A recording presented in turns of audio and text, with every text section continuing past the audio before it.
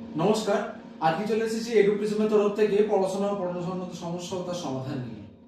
আজকে যে সমস্যার কথাটা বলবো আমরা, সেটা কম বেশি বোর্ডের মানে বিশেষ করে মাধ্যমিক বা উচ্চ মাধ্যমিকের পরীক্ষার্থী যারা আছে তাদের জন্য। সামনেই মাধ্যমিক আর উচ্চ মাধ্যমিক পরীক্ষা। এই মাধ্যমিক আর উচ্চ মাধ্যমিক পরীক্ষা, বিশেষ করে মাধ্যমিক পরীক্ষা যারা ক্লাস 10-এ এখন তোমরা আছো তাদের জন্য লাইফের ফার্স্ট সব থেকে বড় পরীক্ষা। এই পরীক্ষায় কিভাবে তোমরা পারফর্ম করবে, কিভাবে তার জন্য লাস্ট মিনিটের প্রিপারেশন কিভাবে নেওয়া উচিত, সেই ব্যাপারে আমাদের সাথে চলে এসেছেন সায়ন স্যার। উনি ফিজিক্যাল সায়েন্সের এবং 11-12-এর কেমিস্ট্রি টিচার। উনি তোমাদের মাধ্যমিক এবং উচ্চ মাধ্যমিকের ব্যাপারে একটু লাস্ট মিনিট কিছু টিপস দেবেন। আমরা সাজেশন দেব না কোনোভাবেই, কারণ সায়েন্স গ্রুপের কোনো সাবজেক্টের ক্ষেত্রে এইভাবে সাজেশন দেওয়া পসিবল নয়।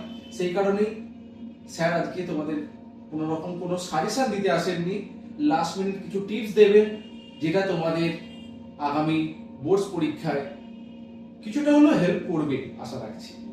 তো স্যার কিছু বলুন যে মাধ্যমিক বা উচ্চ মাধ্যমিক পরীক্ষার্থীদের জন্য কিভাবে কি এখন লাস্ট মিনিট প্রিপারেশন কিভাবে নেওয়া উচিত। প্রথমেই সকলকে happy new year, good evening to all. শিবাজি স্যারকে এবং এডুপ্রিজমকে থ্যাংক ইউ। আমি বহুদিন এই সংস্থার সাথে যুক্ত।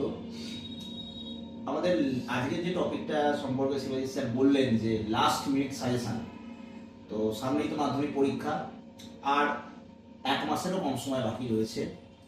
2026-এর মাধ্যমিক পরীক্ষা আগামী ফেব্রুয়ারি থেকে শুরু হচ্ছে। তো এই সময় যেহেতু এক মাসেরও প্রায় ছুটি ছাটা কাটালে দেখা যায় যে এক মাসের প্রায় কম সময় বাকি রয়েছে, সেই ক্ষেত্রে ছাত্রছাত্রীদের মনে একটা ভীতির সঞ্চার হয় যে যত পরীক্ষা এগিয়ে আসছে, যে আমাদের যা যা আমরা সারা বছর পড়েছি সেই সব পড়া বাংলা থেকে শুরু করে একদম অঙ্ক মানে 7টা বিষয়ের পড়া মাথায় যেন ঘেটে ঘ হয়ে যাচ্ছে। তো আমি ছাত্রছাত্রীদের উদ্দেশ্যে এটাই বলবো যে তোমরা এতদিন পর্যন্ত এই সারা বছর ধরে মাধ্যমিকের জন্য যা পড়েছো, যেটা প্রিপারেশন নিয়েছো, সেটাই ভালো করে রিভাইজ করো।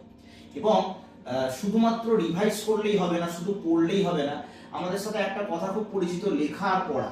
মানে পড়ার সাথে সাথে কিন্তু আমাদের লিখতে হবে। তোমরা যদি এখন সারাদিনে 24 ঘন্টার মধ্যে একটা নিজের মতো করে টাইম শিডিউল বানিয়ে নাও, লাস্ট মিনিট সাজেশনে কিন্তু এটা খুব কাজে দেবে।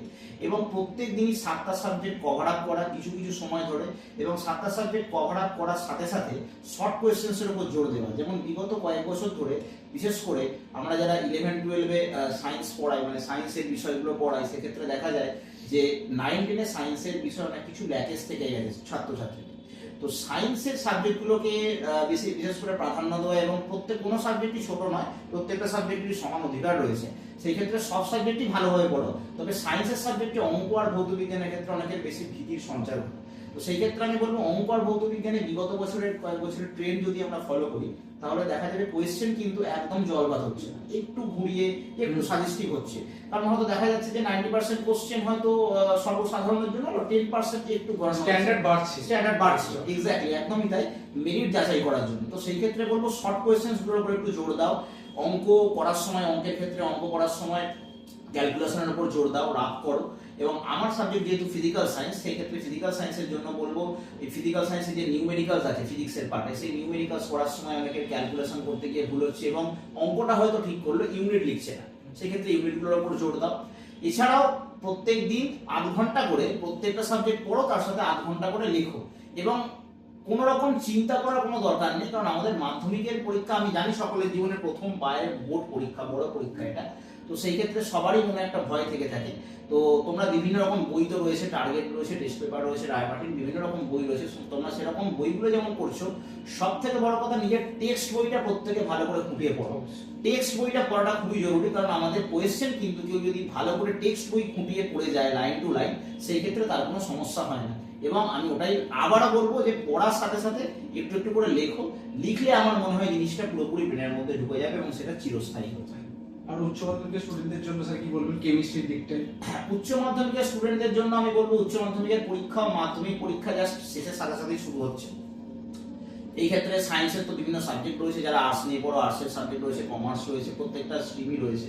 সেই ক্ষেত্রে আমরা যেহেতু জানি যে আগের বছর থেকে আমাদের সেমিস্টার সিস্টেমে ওয়েস্ট বেঙ্গল গভর্নমেন্ট পড়াশোনা চালু করেছে, সেই ক্ষেত্রে ফেব্রুয়ারিতে তো 11-এর সেমিস্টার 2 আর ক্লাস 12-এর সেমিস্টার 4 হচ্ছে। অলরেডি সেপ্টেম্বরে আমাদের এমসিকিউ বেসড যে সেমিস্টারগুলো সেগুলো হয়ে গেছে। তো এবারে ডেসক্রিপটিভ আছে, তবে ডেসক্রিপটিভ মানে সায়েন্সের সাবজেক্টের ক্ষেত্রে যদি খালি আমি কেমিস্ট্রি নিয়ে বলি, সেক্ষেত্রে কিন্তু খুব বড় প্রশ্ন বা ডেসক্রিপটিভ যে এরকম কোনো ব্যাপার নয়। যদি দেখা যাচ্ছে 3 নাম্বার কোশ্চেন থাকছে, সেক্ষেত্রে 1+2 ভেঙে দেওয়া হচ্ছে, বা 2 নাম্বার থাকলে 1+1 ভেঙে দেওয়া হচ্ছে। এবং এই সাবজেক্টগুলোর ক্ষেত্রে একটা কথা মাথায় রাখতে হবে, আমাকে কিন্তু টু দি পয়েন্ট আনসার দিতে হবে। মানে আমাকে যে কোয়েশ্চেনটা জিজ্ঞাসা করা হয়েছে তার যে কি পয়েন্টটা সেটা লিখলেই কিন্তু মার্কস পাওয়া যায়। এবং কেমিস্ট্রির ক্ষেত্রে রিয়াকশনস গুলো রয়েছে, রিয়াকশনস গুলো দেওয়া খুবই জরুরি, যেহেতু 3টে পার্ট রয়েছে, ফিজিক্যাল, ইনঅর্গানিক, অর্গানিক। অর্গানিকটা সবাই একটু ভয় পায়, তো অর্গানিকের দিকে জোর অবশ্যই দিতে হবে। এবং ফিজিক্যালে নিউমেরিক্যালস যে পার্ট রয়েছে, সেই নিউমেরিক্যালস পার্ট ক্যালকুলেশন ঠিকঠাকভাবে করতে হবে, কারণ আমরা জানি যে ক্যালকুলেটর অ্যালাউ হচ্ছে না। তো সেই ক্ষেত্রে ক্যালকুলেশন আমাদেরকে ঠিকঠাক করে করতে হবে, যতটা সম্ভব কারেক্ট করা যায়। এবং আরেকটা কথাও বলবো যে ডেসক্রিপটিভ পার্ট যেহেতু, সেই ক্ষেত্রে আমাদের সময়টা একটু মাথায় রাখতে হবে। মানে আমাদের যে পরীক্ষার ডিউরেশন রয়েছে, সেই ডিউরেশনের মধ্যে যেন আমরা ফুল কোয়েশ্চেন পেপারের প্রত্যেকটা কোশ্চেন সঠিকভাবে পড়ে অ্যাটেন্ড করতে পারি। তো এটার জন্য আমি ছাত্রছাত্রীদের বলবো যে তোমরা টেক্সট বইতে যেটা পড়ছো, মানে 11-12 এর ক্ষেত্রে, তার সাথে তোমাদের তো র্যাপিড টেস্ট বেরিয়ে গেছে এখন বাজারে, এবং অন্যান্য যে বইগুলো রয়েছে সেখান থেকে কিছু কোয়েশ্চেন আনসার সলভ করো। এবং কোয়েশ্চেন আনসার সলভ করার সাথে সাথে তোমরা কিন্তু টেক্সট বইয়ের প্রত্যেকটা লাইন খুব ভালো করে পড়ো। আমি এটা ক্লাস 10-এর জন্যও বলবো এবং 12-এর জন্যও বলবো। টাইমটা মেইনটেইন করে যদি তারা মার্কসের কোশ্চেনগুলো যদি অ্যাটেন্ড করতে পারে, নিজেকে বাড়িতে যদি সেইভাবে করতে পারে, রেগুলার বেসিসে চর্চায় আনতে পারে, আশা করি টাইমের মধ্যে হয়ে যাবে। অ্যাডজাস্ট করতে পারবে। বোর্ড এক্সামের ক্ষেত্রে যেটা হয় সেটা হচ্ছে, বোর্ড এক্সামের ক্ষেত্রে কিন্তু টাইম ম্যানেজমেন্ট একটা খুব ইস্যু হয়ে দাঁড়ায়, যেহেতু তারা বাইরের এনভায়রনমেন্টে গিয়ে পরীক্ষা দিচ্ছে, একটা অন্য স্কুলে অন্য অনুভূতি কাজ করে। সেই ক্ষেত্রে টাইম ম্যানেজমেন্ট ঠিকঠাক ভাবে করে সঠিক কোয়েশ্চেন চয়েস করে সেগুলোর প্রপার আনসার করে আসা, কিন্তু একটা সেদিন তার ব্রেনটা কিরকম ভাবে কাজ করবে সেটা কিন্তু সম্পূর্ণ তার উপর নির্ভর করছে। তো আমি বলবো একদম টেনশন নেওয়ার দরকার নেই, চিন্তা করার দরকার নেই, প্রত্যেকে কুল থাকো। প্রচন্ড ঠান্ডা পড়েছে, ঠান্ডাতে কুল থাকো এবং ফ্রেশ ভাবে এক্সাম দাও, তোমাদের সকলের এক্সাম খুব খুব খুব ভালো হবে।